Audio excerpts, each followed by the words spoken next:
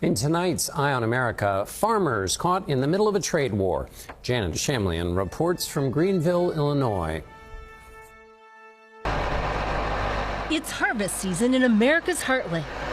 Is this the prime harvest time in southern Illinois? Yes, it is right now. But for soybean farmers like Scott Gaffner, what's usually a time of reward is now a season of worry. The great majority of it coming from this area would go to China. Not this year. Not this year, right? China normally buys more than half of America's soybeans, but has bought none this year amid the ongoing trade war. Gaffner says farmers like himself, who overwhelmingly voted for the president, are caught in the crossfire. We can't help but feel very anxious of wondering why it's taking so long to get this resolved. Are you angry?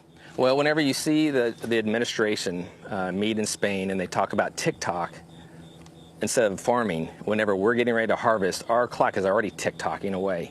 The farther we go into this season, the more we're going to lose. And China should have been buying our beans already, and they're not. It's like crickets. So soybeans from his 600 acres are going into silos, waiting for the market to turn. And while the Trump administration is planning to bail out farmers with billions collected from tariffs, similar to what happened during Trump's first trade war. We don't want the aid, we want the trade.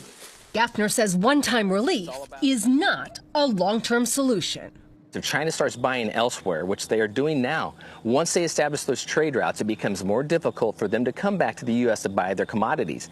Once we lose that, we may never get it back again. And that's huge for next generations.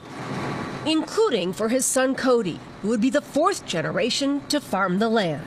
If I do come back, I do have to have a second job. You're willing to come out and do this full time, even though it would mean taking on a second job? Absolutely, yeah, that's how much the farm means to me.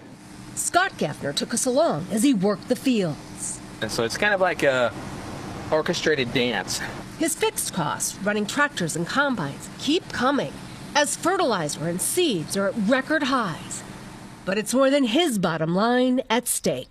We're just not stimulating our own sales, we're stimulating the economy in our area. In our rural area here, that economy relies upon us as farmers to keep that economy going. And so it impacts everybody. What's usually a time of bounty, in rural America, a mean season amid a climate of uncertainty. For Eye on America, I'm Janet Shamlian in Greenville, Illinois.